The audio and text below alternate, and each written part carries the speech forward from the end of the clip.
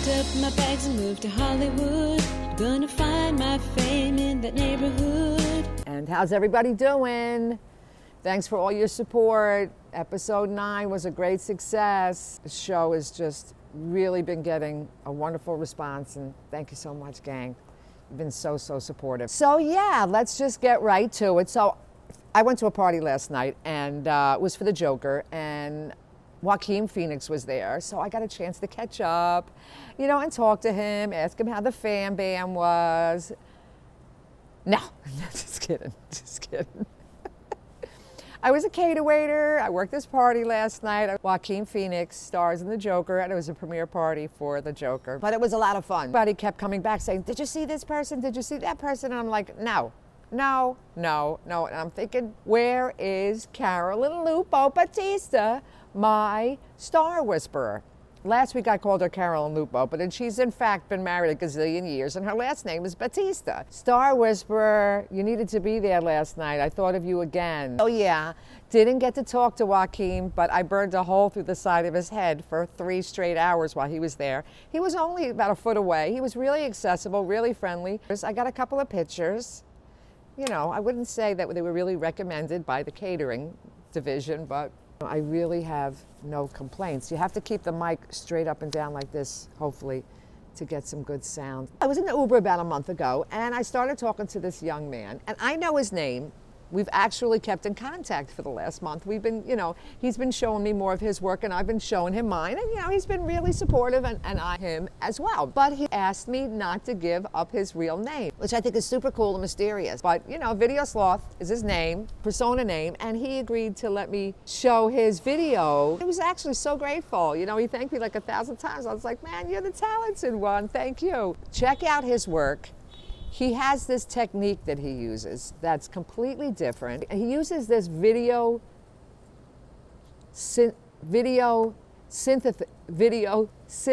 oh my goodness, I don't think I'm gonna be able to say the word. Video synthesis based equipment he uses for these videos, and a circuit bent glitch gear. I should have looked it up so I can give you a little more information, but why act like I know what I'm talking about? All I know is I love his work. I love his work. I was mesmerized and fell in love with it instantly. He's been sending me his work. He has 2 things that he's working on now. Not allowed to give any info away because that's Video Sloth. I love him for it. It's all analog. And then he actually has live shows that he does analog as well. All his visuals are analog, and all his music videos are analog. His work is so amazing. Everybody's gonna wanna hire him. Is at Video Sloth. Check him out on Instagram. And so he did let me tell you a little bit about Eddie Baker. He's a rapper. He's in this band, Cess Hollow Water Boys. The single that Eddie Baker did, it's called The Words Ran Away. I'll show you a tiny clip of that. The words ran away. Never like a remix. Let them loosen up and then I creep in. Lost my heart, you threw it off the deep end. Turned ice cold, I was frozen. Ain't no stopping me, I was chosen. Zez Hollow Water Boys. Hollow, not holla. Boys, Z at the end. And Eddie Baker's in this band. And my Video Sloth edited the entire video with this analog technique that he has. His work is unique, it's fresh, and I just like Video Sloth so much. We've become friends, and I'm sure that we'll continue to be friends. So he said he'll keep me updated his work, and I'll show you more of his work down the line. What else do I have?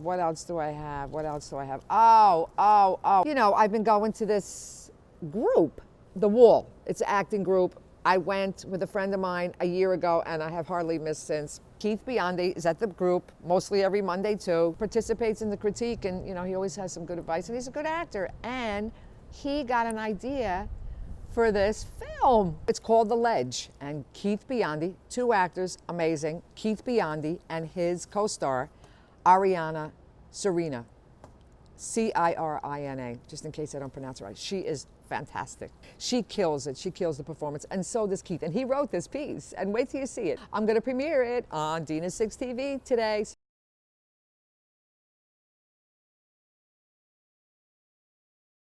Hey, Keith Biondi here. Struggling musician, actor.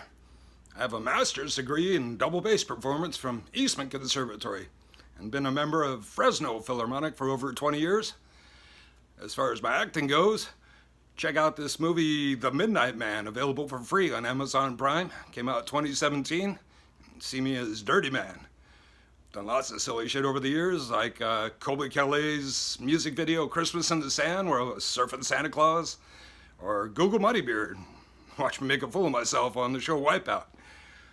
So I wanted to tell you about this little short film I produced called The Ledge. Wrote it after being inspired by some writers in a Monday night group I go to called Wall, and took it to a director friend of mine. Got him a lobster dinner, which I caught a little lobster, and grabbed an actress, and we performed it for him, and he said, let's produce this thing. I said, okay, cool. So never a discussion of money. We just kind of started building the set in his backyard. I footed the bill for some of the construction expenses. He provided all the cameras and lighting and editing and special effects. Good to have someone that knows what they're doing. Lawrence Lee is a genius, by the way. And before you know it, we had a film. So hope you enjoy it. It was a shoestring budget, but it came out looking really good. And it's called The Ledge, dark comedy. Check it out. Wow, the stock market sure took a plunge last Friday. I know that's got some people down. Particularly the guy that crashed his office chair through the 72nd story window of his high-rise building.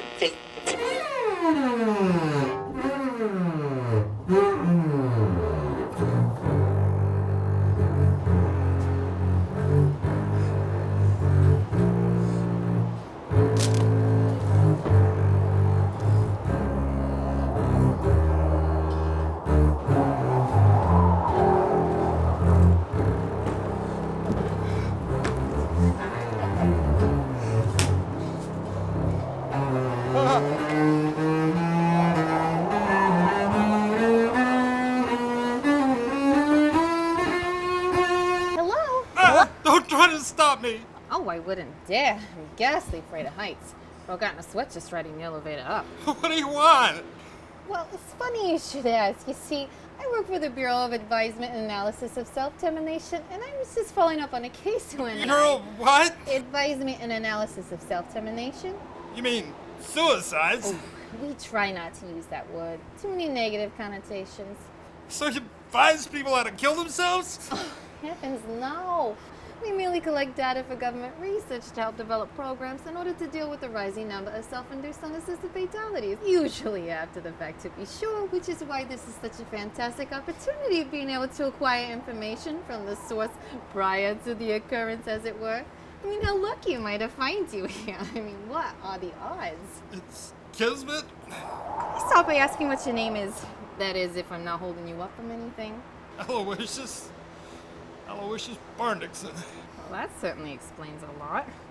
How do you spell Dixon? Is this gonna take long?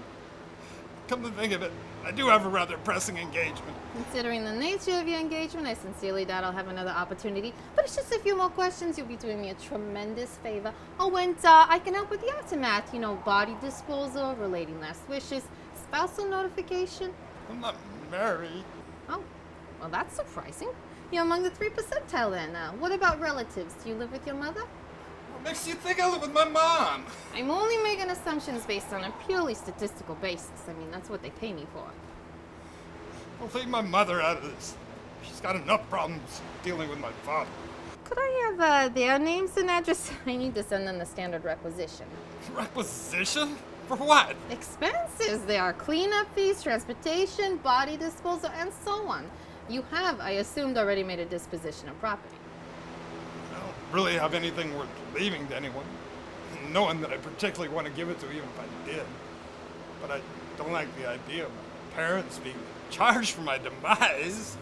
Well, in the case of self-termination, financial responsibility falls upon the closest relative. Unless, of course, the deceased has made prior arrangements. Like paying for my own death? In so many words, yes. Actually, to be more accurate, it would be paying for your own after death. How does one go about that? Oh, well, I have just a form here. D86/U. Yep, that should do the trick. The D is for deceased. We allocate a funded account earmarked for services required for cleanup, disposal, interment, or cremation if preferred. We could even specify wording on grave markers and notices of passing. Of course, credit cards are not accepted. Well, I do have a debit card. I'm not exactly in any kind of position to retrieve it from my back pocket presently. I don't suppose you would have memorized that number. Actually, I have. I use the home shopping network a lot. Of course you do. Well, let's have it then. 7635 4791 8453 2000.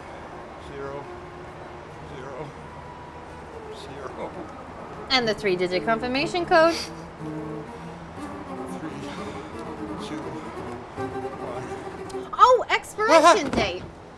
I don't know. Today? Well, we can fudge that, I guess. There is just one more thing before we can proceed further. I will have to have your signature just right here.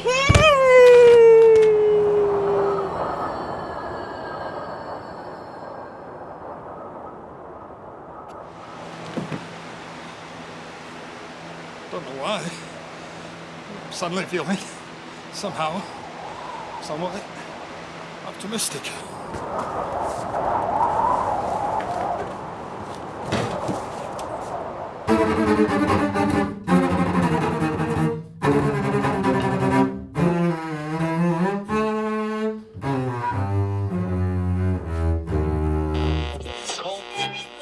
Sometimes that's the way it goes, though.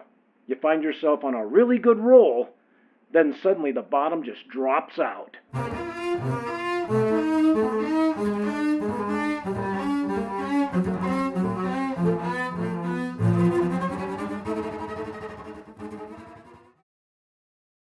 What's next? What's next? Oh, so when I got lost trying to find the entrance to go back behind the scenes, so another guy with black on. It's like the, it's like the mob. You see somebody else with black on, you know that, they're in the catering business, We're like the food mob.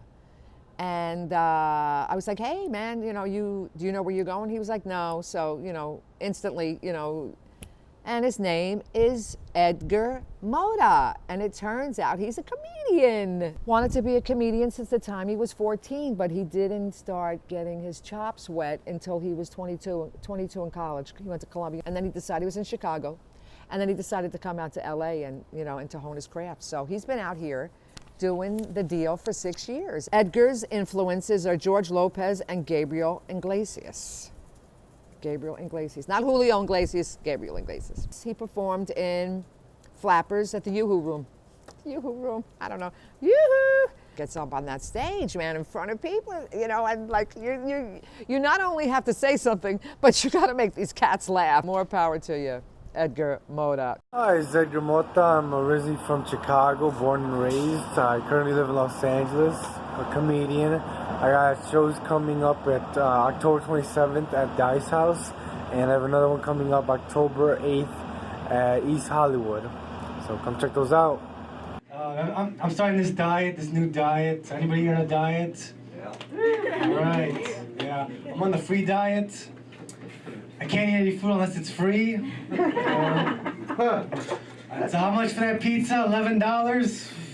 I better not. Those carbs, they'll go straight to my wallet. And that's the one place I need fat. Speaking of money, my parents are in town. Yeah. I came to visit. I drove them around. And the thing is, we took the I-5 and then the I-10 and the 710 and then the 405, and then we realized we're lost. Yeah. But another thing is, I really hate driving my parents around, especially my mom. She gets really dramatic, She'll say things like, "What are you doing? Stop! Don't crash! We're all gonna die! No!" Like, Mom, relax. That is the last time I invited my parents to a game of chicken.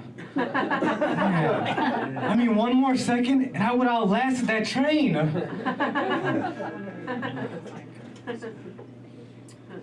Speaking of gangs, I think someone mentioned that. I was walking in an alley and a group of gangs walked up on me. Yeah, it was tough, you know. But I stood my ground and I fought back. The leader screamed and the rest ran off. Can I get applause for that? Yeah. Thank you. I told it to my friends. They were not impressed. They're like, so what, Edgar? They were 9-year-olds. True. But they dropped their Girl Scout cookies. I got to eat all their cookies. Their Samoas, their Thin Mints, their truffles, and they were all free. Great for my diet. Yeah. I ate good for like a week.